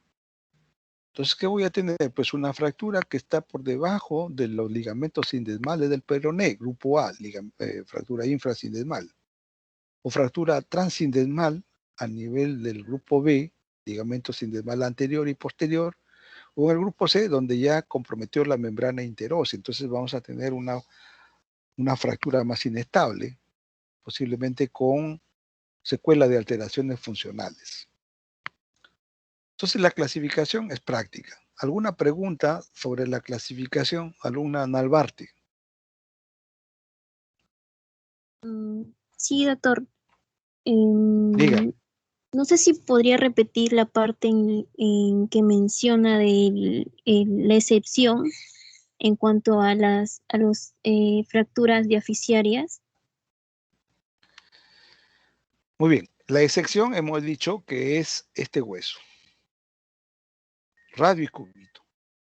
Diáfisis del radio y cúbito es diferente el tratamiento a la diáfisis del húmero, del fémur y de la tibia. ¿Por qué hemos dicho que las fracturas diaficiarias debemos conservar el hematoma? Primero. Segundo, que todavía no hemos hablado, porque eso lo hablaremos ya en la clase de mañana, los implantes que van a tener a cargo las fracturas diaficiarias. Los implantes que necesitamos para fijar la diáfisis del húmero, del fémur y de la tibia, no son implantes rígidos, sino son implantes flexibles, que nos dejan que aquí en el foco de fractura existe un movimiento. O sea, la fractura va a consolidar en movimiento. No es un movimiento pues espectacular, sino es un movimiento dado por el implante, micras de movimiento. Entonces, las fracturas diaficiarias, a estos implantes les vamos a llamar implantes de estabilidad relativa. O sea, que dejan algo de movimiento. ¿Quiénes son? Clavos intramedulares. Segundo, una placa puente. O sea, yo puedo colocar una placa a través de todas las caras internas en caso de la tibia, o laterales en el caso del fémur, o anteriores en el caso del húmero. Placa puente. Lo pasé, no toqué el hematoma, hago una incisión proximal, otra distal, pasé el implante, tornillos arriba y abajo, conservé el hematoma. En el fémur, en el húmero, en la tibia, la primera elección es el clavo intramedular. Pero habrán motivos por los cuales no se pueden poner clavos, ¿no? Ya lo vamos a ver en cada particularidad de la fractura, pero es una ventaja importante. Y si estas lesiones diaficiarias tuvieron lesiones de parte blanda, se utilizaría un fijador externo. Esos son los 3 implantes para estabilidad relativa, fracturas diaficiarias, excepto el antebrazo. ¿Por qué excepto? Porque esta es una fractura que tengo que reducirla perfectamente, porque si no pierdo la pronosupinación. ¿Y cuáles son los implantes para estabilidad de fracturas articulares? Placa y tornillos. ¿Qué principio? Entonces, estabilidad absoluta. Aquí la reducción tiene que ser una reducción anatómica perfecta. Y no debe haber movilidad, porque si no tenemos problema de migración de los fragmentos y ya perdemos la congruencia articular. ¿Entendido? Sí, sí, doctor, muchas gracias. Entonces, Todas las fracturas de alta energía me van a tener que dar lesión de parte ósea y lesión de partes blandas. Esto es lo importante en alta energía. Las reducciones, ya sabemos que hay una reducción directa. Abro la fractura, saco el hematoma, limpio, reduzco perfectamente y le pongo la placa y los tornillos. Muy bien. Entonces ahí no hay problema. La fractura diaficial, reducción indirecta. No tiene que tocarse el hematoma de la fractura y los implantes tienen que ser implantes de estabilidad relativa. Por eso es importante, alumnos, que ustedes ya tenían conocimiento, que tenían que haber estudiado, preparado sus clases. No lo han hecho, eso significa que no están cumpliendo los objetivos. Yo no me voy a molestar si no lo hacen. Ya en la evaluación tendrán su nota correspondiente si no responden. Ese es el problema. Que si usted deja para mañana, pues se le va a acumular la información. Se le va a acumular, pues, la clase, si no va a entender. Ese es el problema. Muy bien. Entonces, vamos a ir avanzando como fracturas articulares. Miramos acá una fractura de platillo tibial. Vean ustedes cómo se ha hundido. Hay que levantar toda la superficie articular, colocar un injerto óseo, la placa y los tornillos. Perfectamente reducido. Antebrazo. Aquí hemos puesto. Se comporta como si fuera una fractura articular. Igual. Tengo que mirar la fractura, reducirla perfectamente, estabilidad absoluta con placa y tornillos. Si yo miro la radiografía, está consolidado. ¿Veo callo? No hay callo. Porque la estabilidad absoluta no permite la formación de callo. Se llama la consolidación primaria o perprima. Esa es una consolidación típica de la estabilidad absoluta. Si yo tengo fracturas diaficiarias, ya hemos dicho, estabilidad relativa. ¿Qué deja? Micromovimiento. Vemos aquí el ejemplo de un clavo intramedular, de una placa puente, de un fijador externo. Todo esto no son rígidos. Me van a dejar micras de movimiento en la fractura que me va a permitir la consolidación, la transformación fibroblastos a una transformación osteoblástica. Esa es la característica de estos implantes. Fracturas deficiarias excepto el cúbito y el radio. Pero así como tenemos una clasificación para la parte óseas, tenemos que tener una clasificación que nos permite evaluar las partes blandas. Y así como AO tiene una clasificación mundial que lo pueden ustedes registrar en cualquier artículo que ustedes puedan leer, las partes blandas también están relacionadas aquí, a esta clasificación, la clasificación de Cherney. Entonces podemos evaluar las partes blandas. ¿Cuándo tendré pues problemas importantes? En grado 3. Es como si hubiésemos sacado toda la piel. Aparece un síndrome compartimental. Ya hablaremos del síndrome compartimental en las fracturas del miembro inferior. También hay fracturas del miembro superior que pueden dar síndrome compartimental. Mañana les preguntaremos. ¿Dónde más es importante la lesión de partes blandas? En las fracturas abiertas. O en las fracturas cerradas asociadas ¿a qué? A aplastamiento, a lesión vascular, a síndrome compartimental, a despegamiento cutáneo. Entonces, Cherney, si me dicen una grado 5, yo ya sé que es un paciente que va a tener un pronóstico importante en la recuperación de las partes blandas. Podríamos decir un pronóstico malo. ¿Puede perder? Sí, puede perder la extremidad. Este síndrome de aplastamiento, la lesión vascular, pueden ser irrecuperables. Entonces tenemos ahí que tener claro la clasificación de partes blandas. Tenemos que tener una evidencia de las fracturas, porque mañana nos llama el juez, no, pero si esta era una fractura simple, ¿por qué usted le puso tantas cosas que lo llevó a una infección? Mala praxis, mala praxis. Todo tiene que estar documentado, alumnos. La historia clínica es un documento legal. En la emergencia, ¿qué tengo? Pues una radiografía, no tengo más. Pero tengo que saberlo pedir. ¿En qué posiciones? Porque si yo tomo solamente una anteroposterior y no tomo la lateral o las oblicuas, entonces no puedo mirar la fractura. Si tengamos una fractura articular, ya tenemos que en la hospitalización pedirle pues una tomografía. Y si sospechamos de lesiones ligamentarias, una resonancia.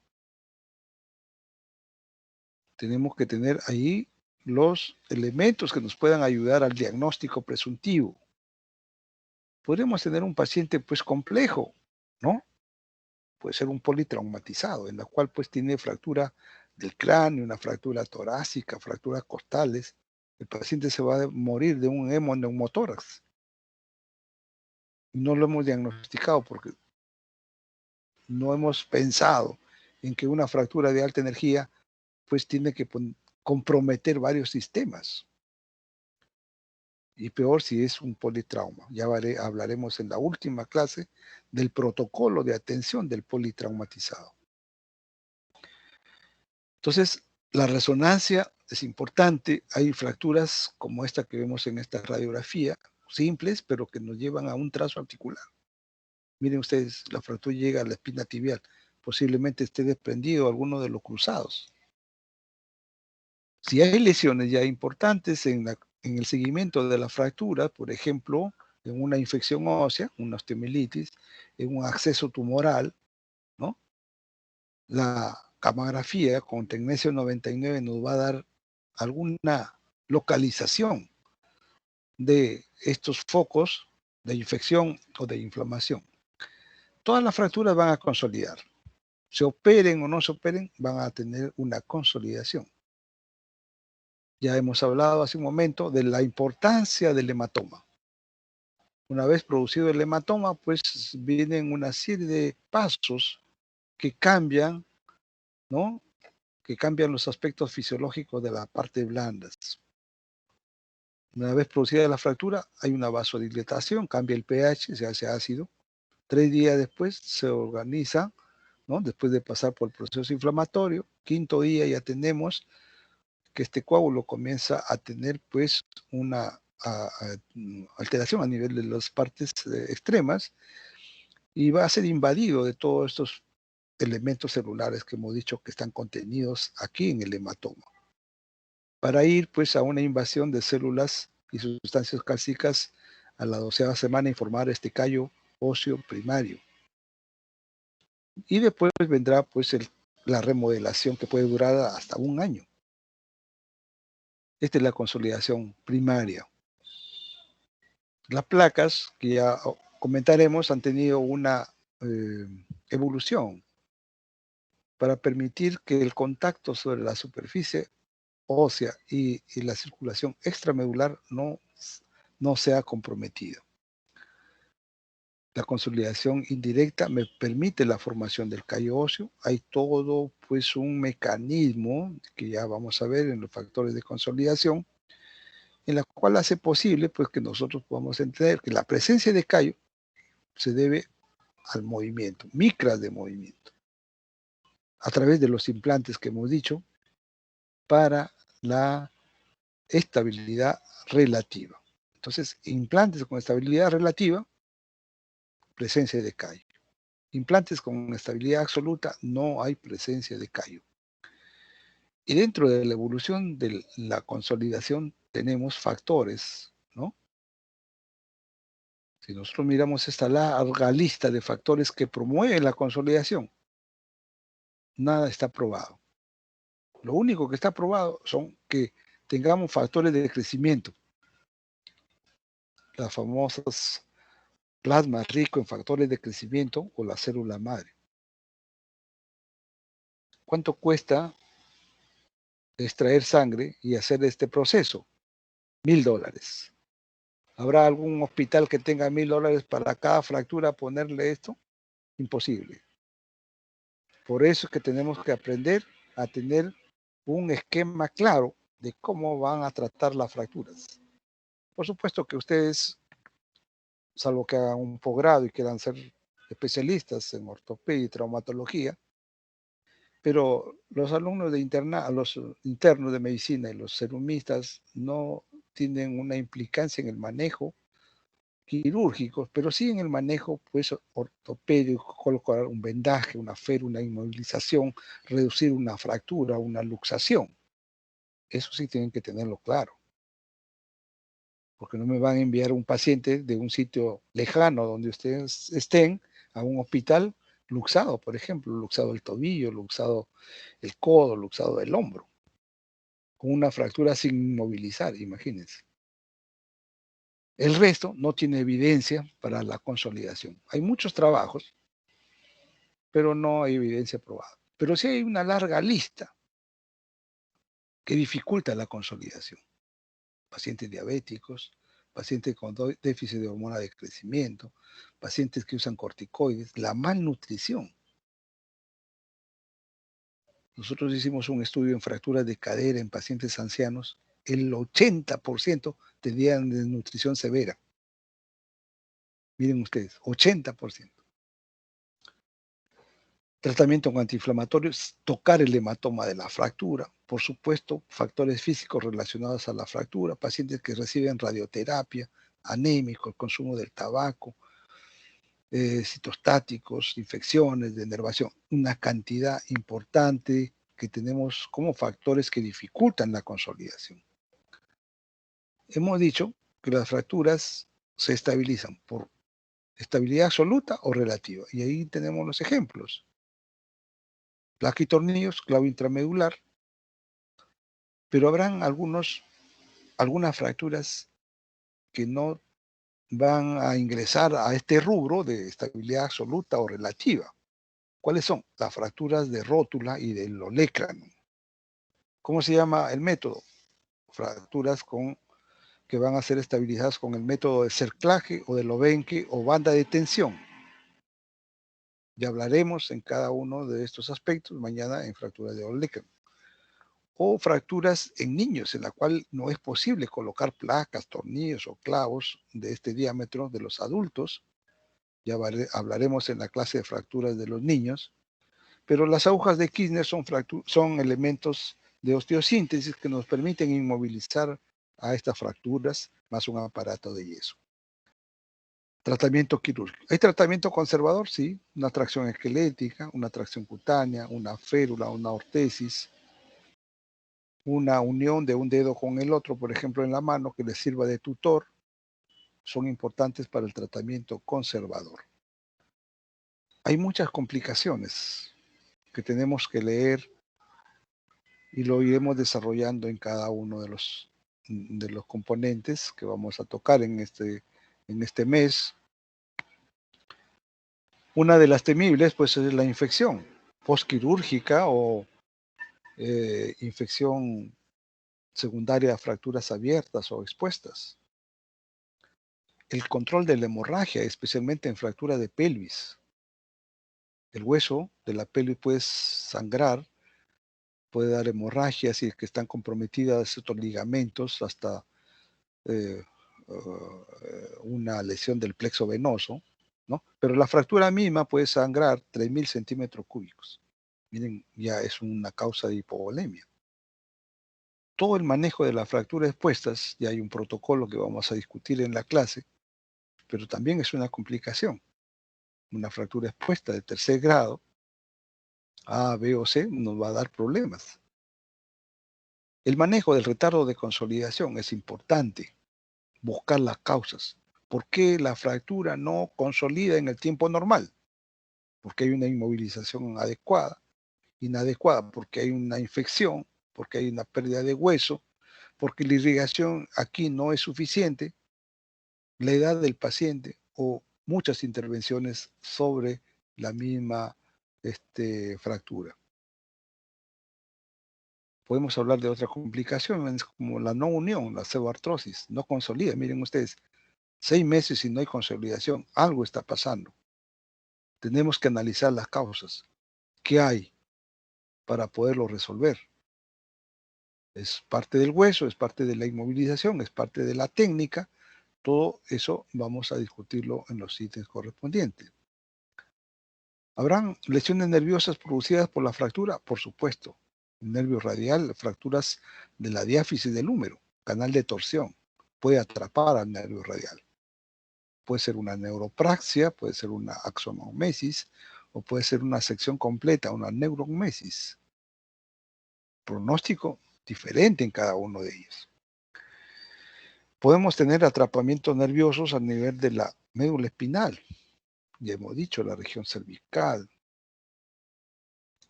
la región lumbar, las hernias discales. O podemos tener complicaciones mecánicas de la osteosíntesis en la cual se produzcan aflojamientos de los tornillos, de los clavos, de los implantes y que van a dar inestabilidad de la fractura. Podemos tener esto, lo más temible, el síndrome compartimental. Paciente que sufre una fractura, por ejemplo, en este caso, una fractura de la pierna. Miren ustedes el edema, la tumefacción, y esto va a hacer posible que nosotros tengamos en cuenta que va a comprimir a los vasos y a los nervios. Tengo que examinar qué compartimiento está para yo poder tomar el pulso, poder mirar el atrapamiento nervioso, dónde buscar la pérdida de la sensibilidad. Y si no sé examinar, no sé qué nervios hay, qué vasos hay, entonces pues no voy a hacer nada. ¿Ah? Si yo tuviera un síndrome compartimental anterior, ¿qué músculos, qué vasos y qué nervios encuentro? Alumno Orihuela.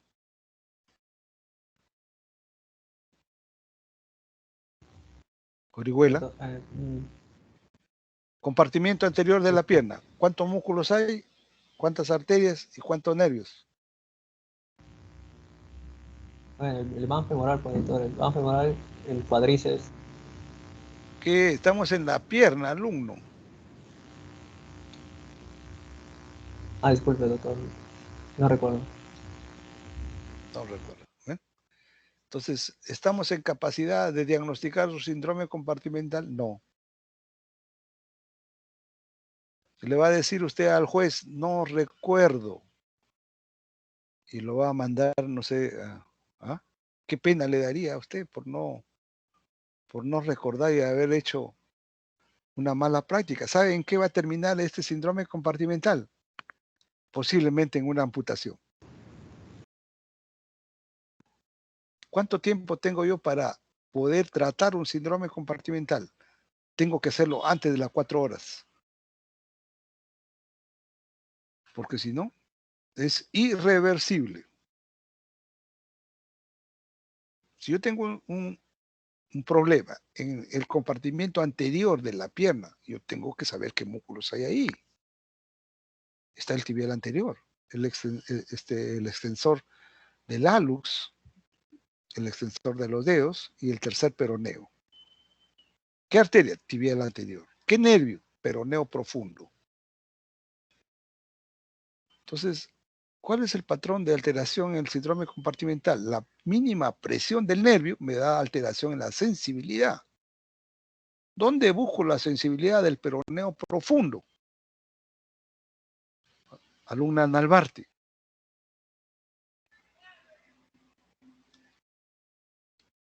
Nalbarte. Sí, doctor. ¿Cómo preguntó, doctor? ¿Dónde busco la sensibilidad del nervio peroneo profundo?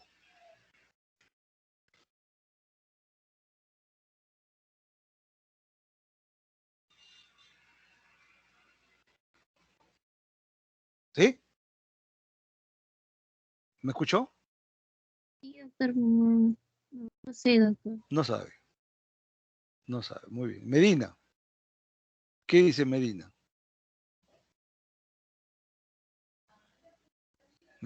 No podemos hacer un diagnóstico. ¿Se acordó Medina o no? No. Miren ustedes que el nervio peroneo profundo da ramas motoras para los 4 músculos, da ramas motoras para los 2 músculos del dorso del pie, el extensor corto de los dedos y el extensor del hallux, corto del hallux, y termina dando inervación sensitiva en el primer espacio interdigital del primer y segundo dedo. Ahí debo tocar la sensibilidad. Si el paciente viene a las 7 de la noche, a las 8 lo llama, doctor, tengo mucho dolor. No, pues la fractura duele. ¿Ah? Tienes que soportar el dolor. No, hay que tener cuidado. Se puede estar instalando el síndrome compartimental. Le toco aquí. ¿Sientes igual que el otro lado? No siento. Ah, bueno. Se está iniciando el síndrome compartimental. Llamo al especialista, al encargado. Oh, doctor, me parece que está haciendo un síndrome compartimental. Prepáralo porque tenemos que llevarlo a sala de operaciones y tenemos que hacer una incisión que va desde el dorso del pie hasta la rodilla. No hay forma de descomprimir. Fasciotomía del compartimento anterior.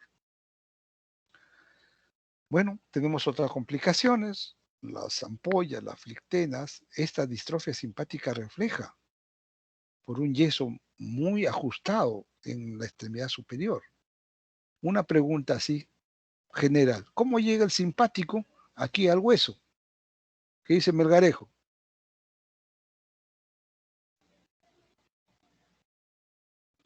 No sé, doctor. No sabe.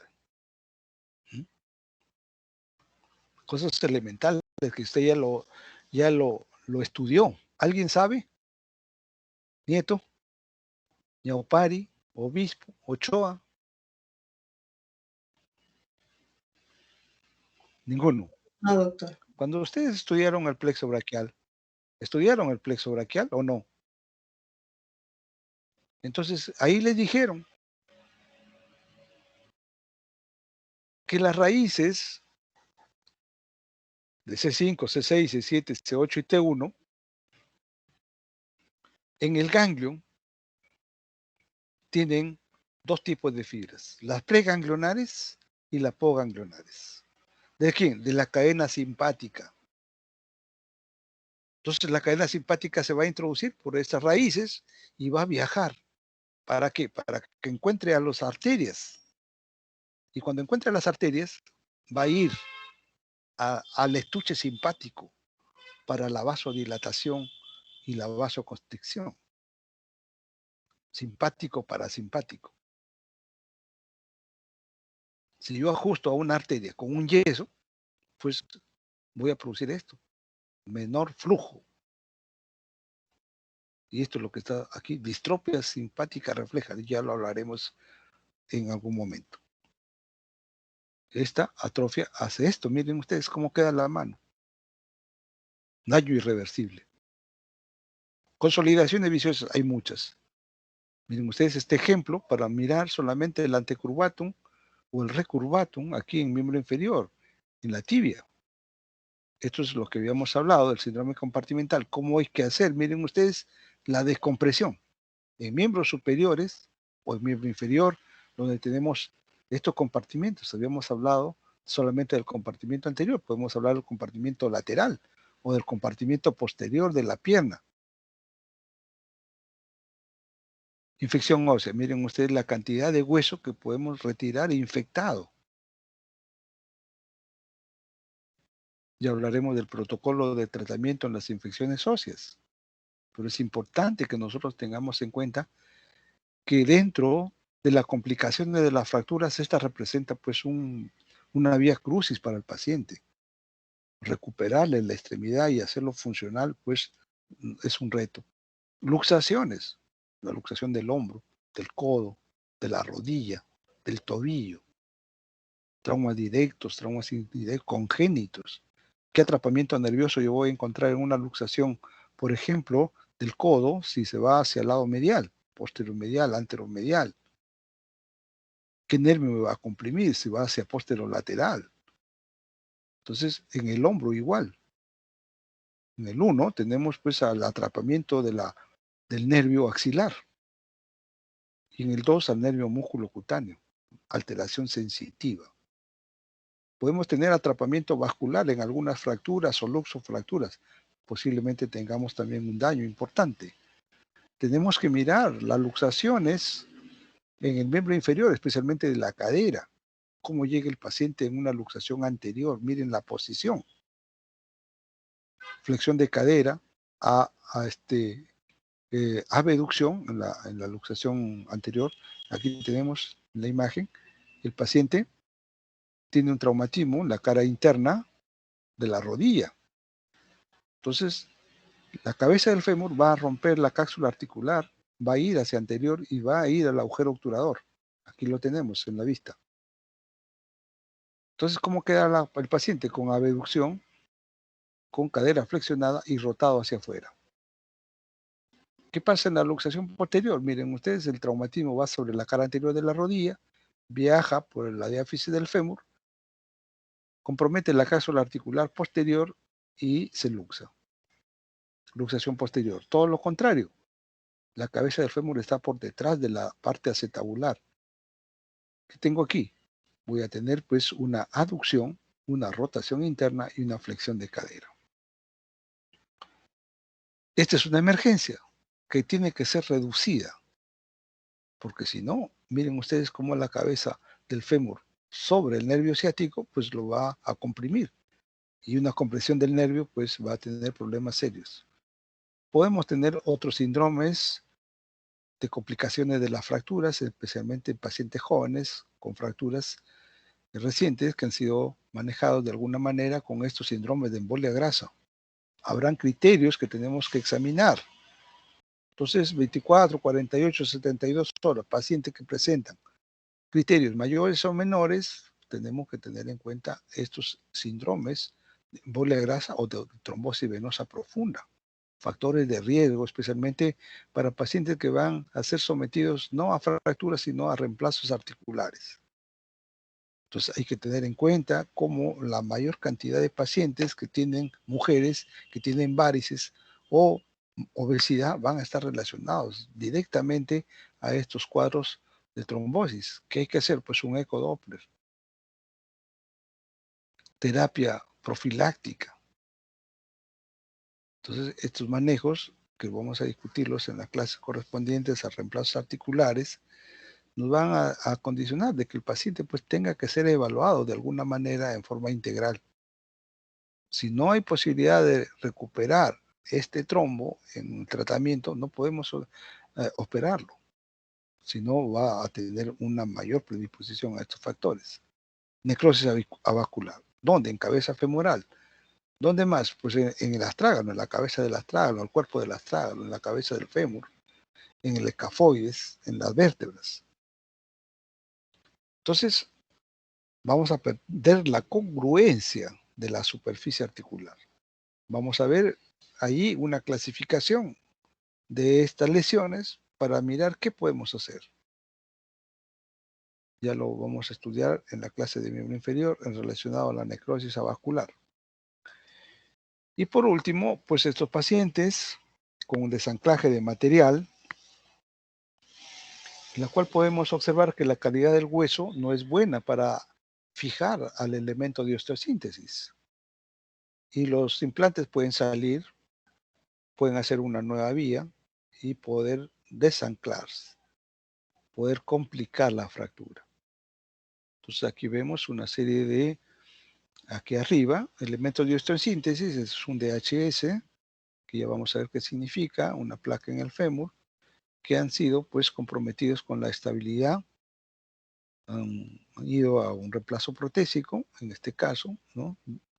O en este otro, una fractura también con desanclaje. Miren ustedes, la cabeza femoral, nunca estuvo el implante en la cabeza. Esta es una falla de osteosíntesis. Aquí tengo la cabeza que lo retiramos y esta es la posición donde estuvo el implante, nunca estuvo ahí. Vean ustedes aquí el desanclaje y la colocación de un reemplazo protésico con resección de la parte trocantérica. Esta es una prótesis para tumores, pero tuvimos que utilizarlo en esta complicación. Bueno, jóvenes, hay muchas cosas más que podemos decir. La lectura de ustedes está pues en todos los textos, tienen que ampliar sus conocimientos y tienen que dar un poco más para que puedan tener claros los conceptos. ¿Alguna pregunta? Alumnos, ¿alguna pregunta? No, doctor. ¿Ninguna? Muy bien. Entonces, delegada, más tarde me pasa a usted la relación de los que hacen el primer y segundo seminario. La programación ya está ahí, pero quiero saber qué grupo va a ser. Sí, doctor. Tienen la literatura en el sílabos para poder buscar los libros y si hubiera alguna necesidad me la hacen llegar. Muy bien. Entonces damos por concluida la clase y nos encontramos mañana para la práctica respectiva. Alumnos que tuvieran alguna dificultad con su profesor por cambio de horario, pónganse de acuerdo. Y si por A o B está programado y no se hace la práctica, me lo comunican para que ingresen a mi grupo.